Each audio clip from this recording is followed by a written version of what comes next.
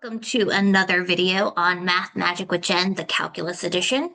And today we have more factoring. This is the advanced factoring. So if you watched my previous video on factoring polynomials like the basics, we're now going to talk about where it gets kind of more disgusting and gross. Okay, so what do I mean? Here's some examples. You tell me, how do they look to you if I told you to factor them? Okay, now if I said factor these and you're like, sweet, I'm good, I can do this, this is easy, fantastic. For those who are looking at this thinking, oh my gosh, no, please no. I'm here to help, okay?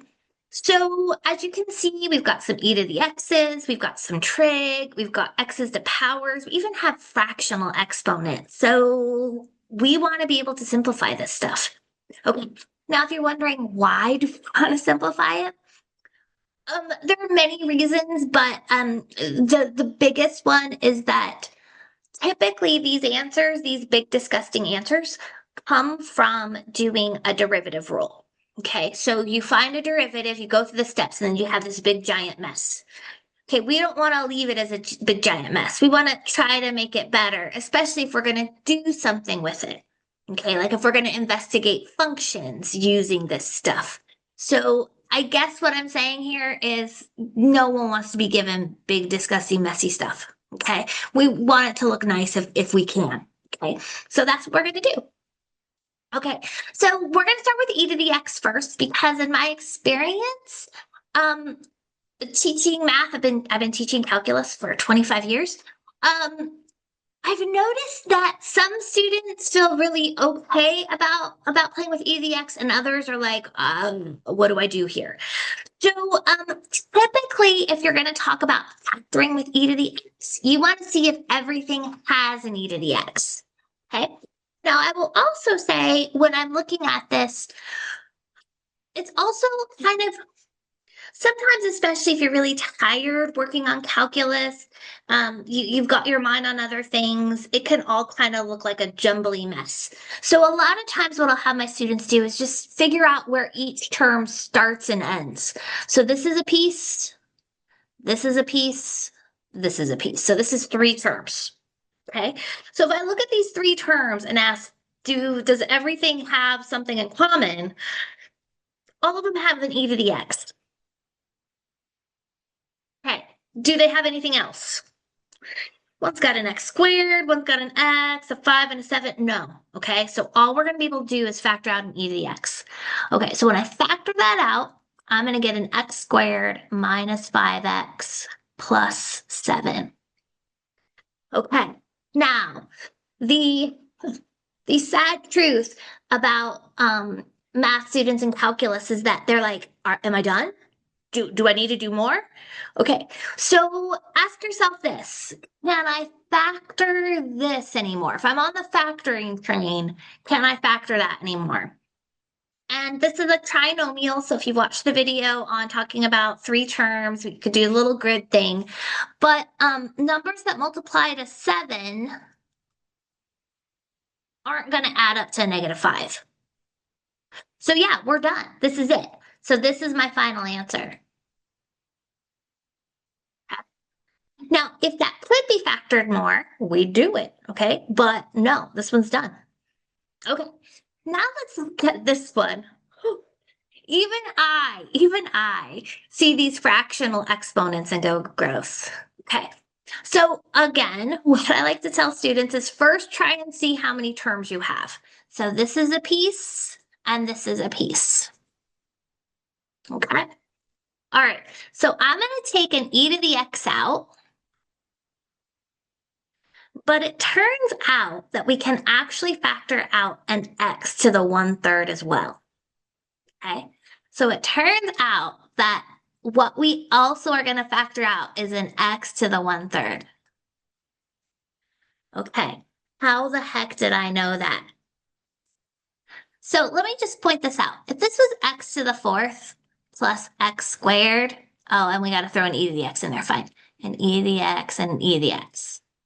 I bet all of you, if I gave you this, would tell me that it's got an e to the x and an x squared in common.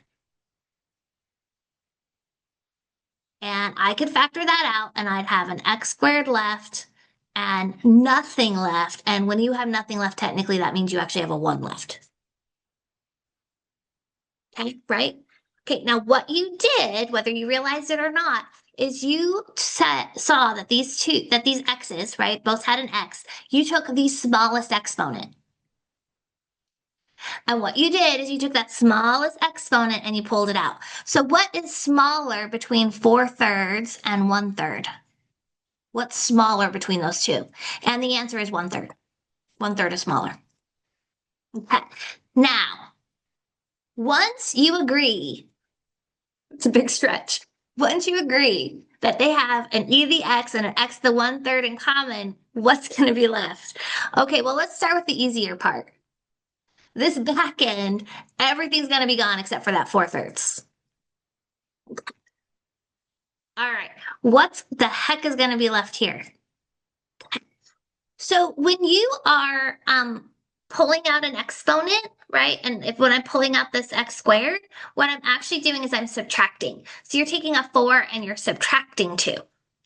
4 subtract 2 is 2, right? So if you don't believe you were subtracting, what if I change this to a 5? Then 5 minus 2, you'd write a 3. Okay. So what you'd be doing, you're subtracting. So if I ask you, okay, what's 4/3 minus 1/3? You're going to tell me that's 3/3, which is the same thing as 1. So you actually just have an x to the first power. But we usually don't write that x we just write an x. Well, there you go. You did it. You factored out not just an e to the x, but a fractional exponent. High five. Okay. Now, again, I've been teaching calculus for 25 years, so I know you're like, can we do that again? Okay. So why are there fractional exponents? So fractional exponents come from playing with roots. Like an x to the 1/2, sorry, a square root of x is an x to the 1/2, right? A cube root is an x to the 1/3. So we typically get these gross fractional exponents as we're creating derivatives. Okay. So what I want us to do is we're going to practice one more fractional exponent, just the exponent part. Okay. So let's try it again just to see how you guys are doing. So you'll notice that this has 2 terms. It doesn't have an e to the x in common. Okay. It only has an x to the 4th in common. And I have 5 minus 4 is 1. All the x's are gone and an e to the x. Okay. Hopefully that was pretty simple. Same idea, fractional exponents. So I come over here and I go, okay, this is 1 term, this is 1 term. Which one is the smaller exponent? 7/5 or 2/5? 2/5. Okay. So I'm going to factor out an x to the 2/5. Okay. And then what I'm doing when I go to write what's left from this first piece is I go 7/5 minus 2/5. That's 5/5, which is 1. So yeah, this is just an x to the first that's left behind. All of the x to the 2/5 gone, and I have an e to the x. All right. Now that's going to take some practice, okay? And you're not going to get hundreds of these in your calculus homework, but you'll get 1 or 2, and I want you to succeed at it. I don't want you to just say, oh, screw it, I don't want to do it. It's like, no, you can do it, okay? You can do it, I promise. And you're going to feel awesome once you complete it. Okay, we got a few more of e to the x's to play with. So congrats, there's no fractional exponents on this part. However, this is what I call subtle factoring. As you can see, I wrote on here, if you blink, then you might miss it. Yeah, so what happens is that typically when you play with e to the x's in a pre-calculus class, an algebra course, you're looking at, money applications, you're graphing the function, okay. You're not doing a lot of algebra with it. But in calculus, we do quite a bit of algebra with e to the x's, okay? So the first thing I want you to know is that e to the 2x is the same thing as e to the x times e to the x. So it's the same thing actually as e to the x squared. And that's because of exponent rules. If I have an exponent to an exponent, you multiply. And if I have the same base, I add exponents. So I'm telling you this because it turns out that if you think of e to the 2x as e to the x times e to the x, then what's happening here, if I ask you to factor this, is that both terms have a 5 and an e to the x in common. And this would be 5 times e to the x times e to the x minus 10 times e to the x. So what's happening here is that I'm taking out a 5 and an e to the x from the first term. I have an e to the x left. 10 divided by 5 is 2, and then that other e to the x is gone.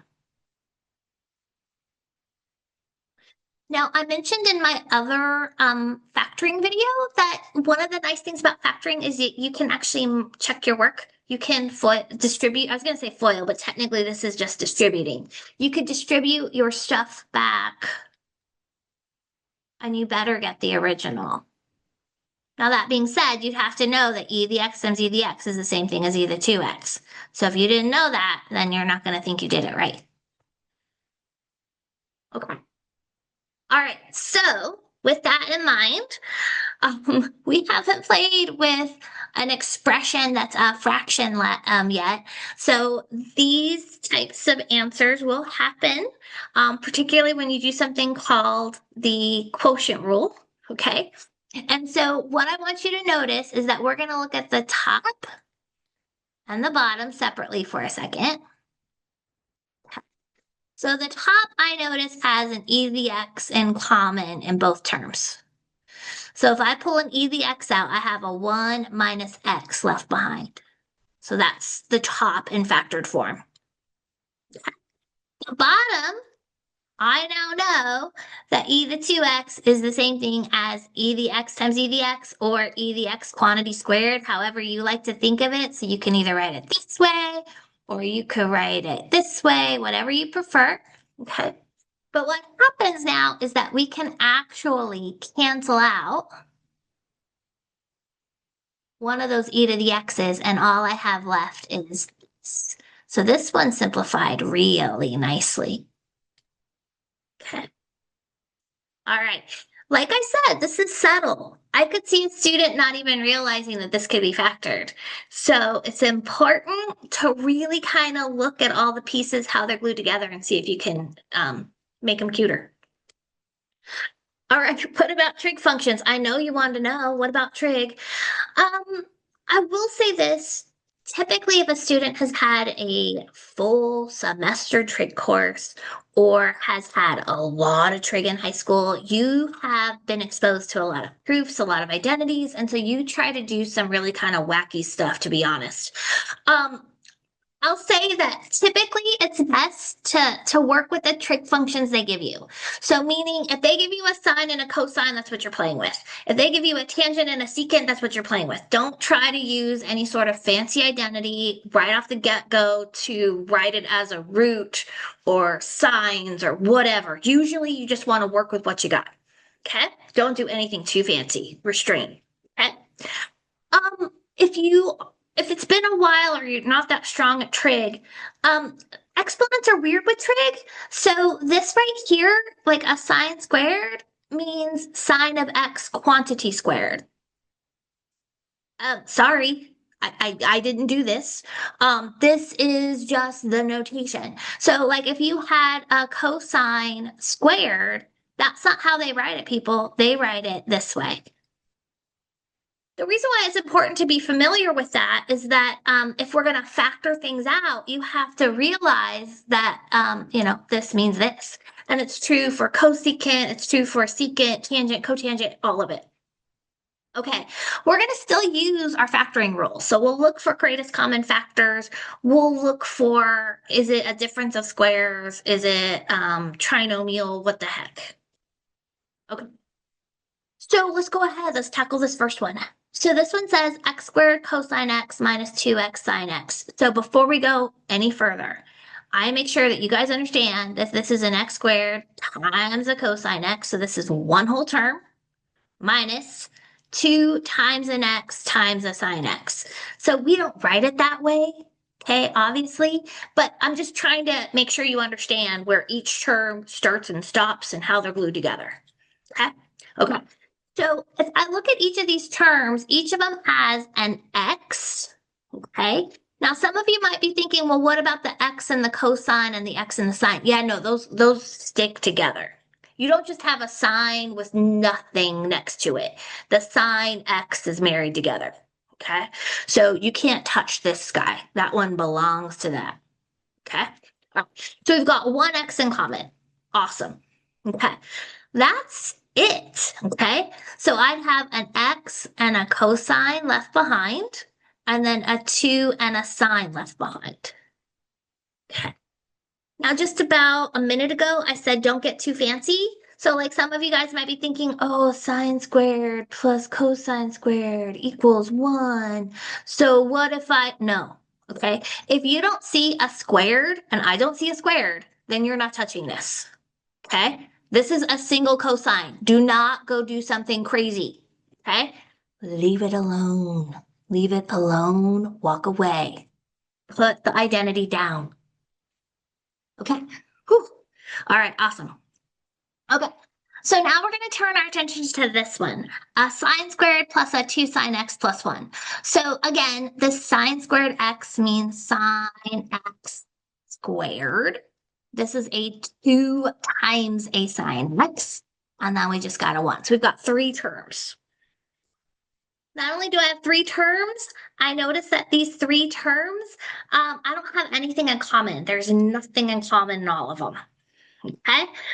However, I do notice it's a trinomial, so there's 3 terms. So do me a favor, and instead of writing sine for a second, think of it like this.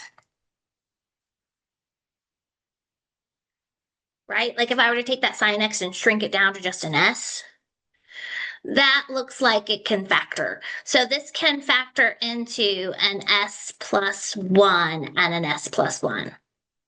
Right? If we did our little grid, I don't know if you like the grid or not. It's not my fault. I'm just trying to help.